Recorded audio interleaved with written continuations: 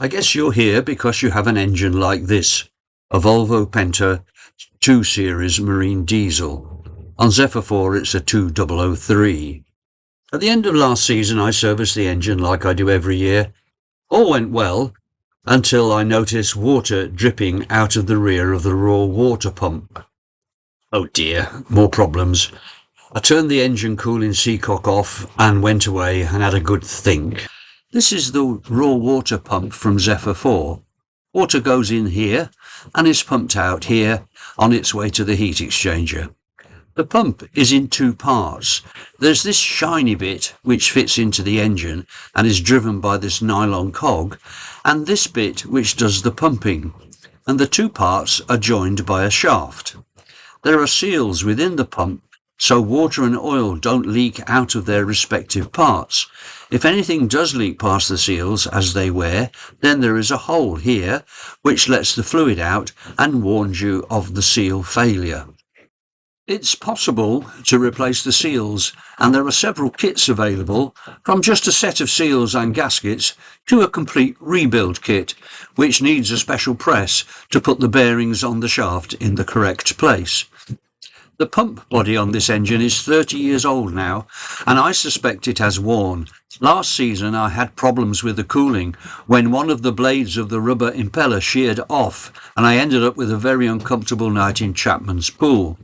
So I decided to buy a complete new pump. Sometimes spending a little bit extra is just the right thing to do. So the rest of this video is about fitting the new pump.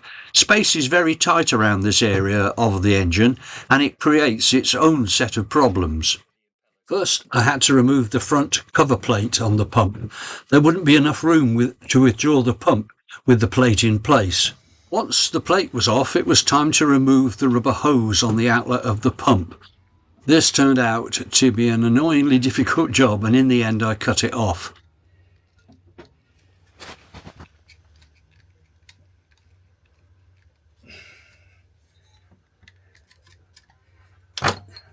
As I was cutting through the hose, I noticed a deep groove caused by the hose vibrating against the alternator housing. Looks like the hose will need replacing. Once the hose was disconnected, I could loosen the bolts that hold the pump in place. That's them out now.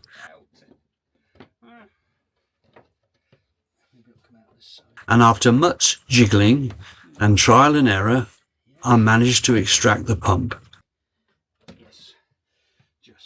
And here it is. The next job is to remove the cog from the old pump so that I can fit it to the new pump. Really, I needed a circlip remover, but a pair of pointed nose pliers and some good old-fashioned struggling eventually removed the circlip and the cog. Fitting the cog onto the new pump seemed so much easier.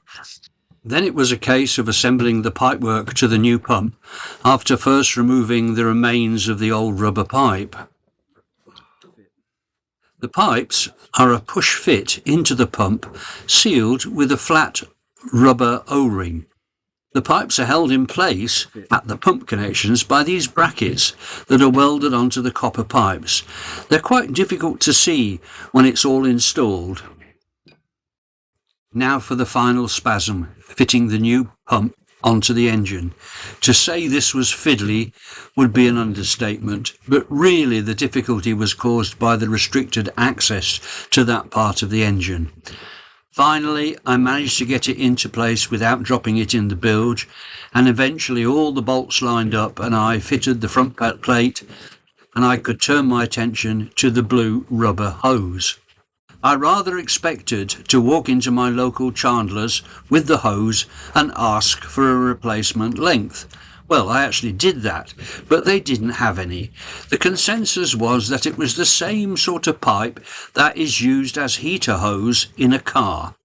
So I contacted all the local auto factors, and most had the hose, but only packaged as a 1 metre length, and I needed 1.5 metres. So I ended up here, where they had suitable hose, but it was way over-spec'd, fireproof, abrasion-proofed, and impervious to most solvents, and it was expensive. Oh well, I need it. So here I am fitting the new hose and coupling it into the telltale and anti-siphon parts of Zephyr 4. Well, that's it then. All that's left is to start the engine and do a thorough check for cooling water flow and for any leaks. The exhaust looks good, lots of water there. The telltale is good too, and there's no sign of drips from the pump and the new piping. So, job done. I had all sorts of misgivings about removing the pump, but in the end, though it was very fiddly, mainly due to the poor access of the engine installation on Zephyr 4, the actual work on the pump was a doddle. I hope this video has helped if you're thinking of removing the pump. Thanks for watching. If you haven't already, please subscribe and give it a like, and a share is good too.